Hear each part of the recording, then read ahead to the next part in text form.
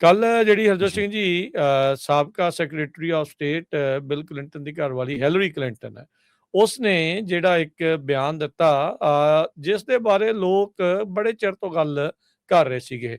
ਬਜ਼ੁਰਗ ਹੋ ਚੁੱਕੇ, ਆਪਣੀ ਮੈਂਟਲ ਸੁੱਧ ਬੁੱਧ ਖੋ ਚੁੱਕੇ, ਇਦਾਂ ਦੇ ਜਿਹੜੇ ਐਲੀਗੇਸ਼ਨ ਬਾਈਡਨ ਹੋਣਾ ਦੇ ਉੱਤੇ ਲੱਗਦੇ ਸੀਗੇ।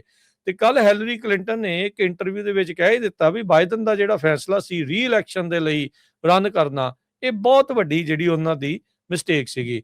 ਫਿਰ ਆਪਾਂ ਜਿਹੜਾ ਉਹ ਦੇਖਿਆ ਵੀ ਜਦੋਂ ਹਾਲਾਤ ਜਿਹੜੇ ਉਹ ਵੱਸੋਂ ਬਾਹਰ ਹੋ ਗਏ, ਜਿਹੜੀਆਂ ਆਪਾਂ ਦੇਖੀਆਂ ਵੀ ਉਹਨਾਂ ਦੀਆਂ ਆਪਸ ਦੇ ਵਿੱਚ ਸਿੱਧਮ ਸਿੱਧੇ ਡਿਬੇਟ ਹੋਏ, ਉਹਨਾਂ ਵਿੱਚ ਕਾਰਜਕਾਰੀ ਬਾਈਡਨ ਦੀ ਬਾੜੀ ਚੰਗੀ ਨਾ ਜਿਹੜੀ ਉਹ ਰਹੀ। ਤੇ ਉਸ ਤੋਂ ਬਾਅਦ ਦੇ ਵਿੱਚ ਟਵੀਟ ਕਰਕੇ ਉਹਨਾਂ ਨੇ ਕਿਹਾ ਵੀ ਮੈਂ ਇਸ ਜਿਹੜੇ ਕੈਂਪੇਨ ਨੂੰ ਬੰਦ ਕਰ ਰਿਹਾ ਤੇ ਮੈਂ ਸਪੋਰਟ ਕਰ ਰਿਹਾ ਹਾਂ ਕਮਲਾ ਹੈਰਿਸ ਨੂੰ।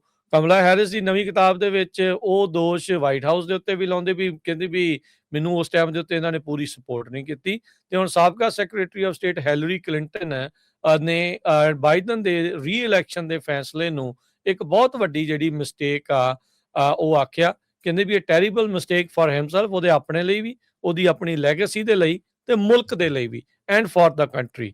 ਇੱਕ ਡੇਵਿਡ ਰੈਮਨਿਕ ਨਿਊਯਾਰਕਰ ਜਿਹੜੀ ਮੈਗਜ਼ੀਨ ਆ ਉਸ ਦੇ ਐਡੀਟਰ ਦੇ ਨਾਲ ਇੰਟਰਵਿਊ ਦੇ ਵਿੱਚ ਹੈਲਰੀ ਕਲਿੰਟਨ ਨੇ ਜਿਹੜਾ ਇਹ ਬਿਆਨ ਦਿੱਤਾ ਜਿਹੜਾ ਉਹ ਹੈਗਾ ਤੇ ਕਹਿੰਦੇ ਵੀ ਜਿਹੜਾ ਪਹਿਲੋਂ ਪਲਾਨ ਸੀਗਾ ਬਾਈਡਨ ਦਾ ਵੀ ਉਹ ਰੀ ਇਲੈਕਸ਼ਨ ਦੇ ਲਈ ਰਨ ਨਹੀਂ ਕਰੂਗਾ, ਤੇ ਕਹਿੰਦੇ ਵੀ ਫਿਰ ਇੱਕ ਰੀਅਲ ਕੰਟੈਸਟ ਬਣ ਸਕਦਾ ਸੀਗਾ। ਸੋ ਕਹਿੰਦੇ ਵੀ ਫਿਰ ਜਿਹੜਾ ਵੀ ਉਸ ਕੰਟੈਸਟ ਚੋਂ ਜਿਹੜਾ ਵੀ ਕੋਈ ਕੈਂਡੀਡੇਟ ਸਾਹਮਣੇ ਆਉਂਦਾ, ਚਾਹੇ ਉਹ ਵਾਈਸ ਪ੍ਰੈਜ਼ੀਡੈਂਟ ਹੁੰਦਾ, ਚਾਹੇ ਕੋਈ ਗਵਰਨਰ ਹੁੰਦਾ, ਚਾਹੇ ਕੋਈ ਸੈਨੇਟਰ ਹੁੰਦਾ ਜਾਂ ਕੋਈ ਵੀ ਹੋਰ ਹੁੰਦਾ, ਤਾਂ ਉਹਨੇ ਉਹ ਜਿਹੜੇ ਆ ਟਰੰਪ ਨੂੰ ਹਰਾ ਸਕਦਾ ਸੀਗਾ। ਸੋ ਕਹਿੰਦੇ ਵੀ ਇਹ ਬੜੀ ਟੈਰੀਬਲ ਮਿਸਕੈਲਕੂਲੇਸ਼ਨ ਸੀਗੀ ਬਾਈਡਨ ਦੇ ਪੱਖ ਤੋਂ।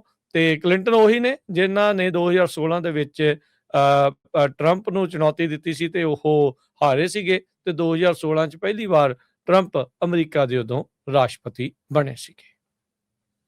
ਜੀ ਕੱਲ ਜਿਹੜੀ ਹਰਜੋਤ ਸਿੰਘ ਜੀ ਸਾਬਕਾ secretary of state bill Clinton ਦੀ ਘਰ ਵਾਲੀ ਹੈਲਰੀ ਕਲਿੰਟਨ ਹੈ, ਉਸਨੇ ਜਿਹੜਾ ਇੱਕ ਬਿਆਨ ਦਿੱਤਾ ਜਿਸ ਦੇ ਬਾਰੇ ਲੋਕ ਬੜੇ ਚਿਰ ਤੋਂ ਗੱਲ ਕਰ ਰਹੇ ਸੀਗੇ। ਬਜ਼ੁਰਗ ਹੋ ਚੁੱਕੇ, ਆਪਣੀ ਮੈਂਟਲ ਸੁੱਧ ਬੁੱਧ ਖੋ ਚੁੱਕੇ, ਇਦਾਂ ਦੇ ਜਿਹੜੇ ਐਲੀਗੇਸ਼ਨ ਬਾਈਡਨ ਹੋਣਾ ਦੇ ਉੱਤੇ ਲੱਗਦੇ ਸੀਗੇ। ਤੇ ਕੱਲ ਹੈਲਰੀ ਕਲਿੰਟਨ ਨੇ ਇੱਕ ਇੰਟਰਵਿਊ ਦੇ ਵਿੱਚ ਕਹਿ ਹੀ ਦਿੱਤਾ ਵੀ ਬਾਈਡਨ ਦਾ ਜਿਹੜਾ ਫੈਸਲਾ ਸੀ ਰੀ ਇਲੈਕਸ਼ਨ ਦੇ ਲਈ ਰਨ ਕਰਨਾ, ਇਹ ਬਹੁਤ ਵੱਡੀ ਜਿਹੜੀ ਉਹਨਾਂ ਦੀ ਮਿਸਟੇਕ ਸੀਗੀ। ਫਿਰ ਆਪਾਂ ਜਿਹੜਾ ਉਹ ਦੇਖਿਆ ਵੀ ਜਦੋਂ ਹਾਲਾਤ ਜਿਹੜੇ ਉਹ ਵੱਸੋਂ ਬਾਹਰ ਹੋ ਗਏ, ਜਿਹੜੀਆਂ ਆਪਾਂ ਦੇਖੀਆਂ ਵੀ ਉਹਨਾਂ ਦੀਆਂ ਆਪਸ ਦੇ ਵਿੱਚ ਸਿੱਧਮ ਸਿੱਧੇ ਡਿਬੇਟ ਹੋਏ, ਉਹਨਾਂ ਵਿੱਚ ਕਾਰਜਕਾਰੀ ਬਾਈਡਨ ਦੀ ਬਾੜੀ ਚੰਗੀ ਨਾ ਜਿਹੜੀ ਉਹ ਰਹੀ। ਤੇ ਉਸ ਤੋਂ ਬਾਅਦ ਦੇ ਵਿੱਚ ਟਵੀਟ ਕਰਕੇ ਉਹਨਾਂ ਨੇ ਕਿਹਾ ਵੀ ਮੈਂ ਇਸ ਜਿਹੜੇ ਕੈਂਪੇਨ ਨੂੰ ਬੰਦ ਕਰ ਰਿਹਾ ਤੇ ਮੈਂ ਸਪੋਰਟ ਕਰ ਰਿਹਾ ਹਾਂ ਕਮਲਾ ਹੈਰਿਸ ਨੂੰ। ਕਮਲਾ ਹੈਰਿਸ ਦੀ ਨਵੀਂ ਕਿਤਾਬ ਦੇ ਵਿੱਚ ਉਹ ਦੋਸ਼ ਵਾਈਟ ਹਾਊਸ ਦੇ ਉੱਤੇ ਵੀ ਲਾਉਂਦੇ ਵੀ ਕਹਿੰਦੇ ਵੀ ਮੈਨੂੰ ਉਸ ਟਾਈਮ ਦੇ ਉੱਤੇ ਇਹਨਾਂ ਨੇ ਪੂਰੀ ਸਪੋਰਟ ਨਹੀਂ ਕੀਤੀ। ਤੇ ਹੁਣ ਸਾਬਕਾ ਸੈਕਟਰੀ ਆਫ ਸਟੇਟ ਹੈਲਰੀ ਕਲਿੰਟਨ ਨੇ ਬਾਈਡਨ ਦੇ ਰੀ ਇਲੈਕਸ਼ਨ ਦੇ ਫੈਸਲੇ ਨੂੰ ਇੱਕ ਬਹੁਤ ਵੱਡੀ ਜਿਹੜੀ ਮਿਸਟੇਕ ਉਹ ਆਖਿਆ। ਕਹਿੰਦੇ ਵੀ ਇਹ ਟੈਰੀਬਲ ਮਿਸਟੇਕ ਫॉर ਹਿਮਸੈਲਫ, ਉਹਦੇ ਆਪਣੇ ਲਈ ਵੀ, ਉਹਦੀ ਆਪਣੀ ਲੈਗੇਸੀ ਦੇ ਲਈ ਤੇ ਮੁਲਕ ਦੇ ਲਈ ਵੀ, ਐਂਡ ਫॉर ਦਾ ਕੰਟਰੀ।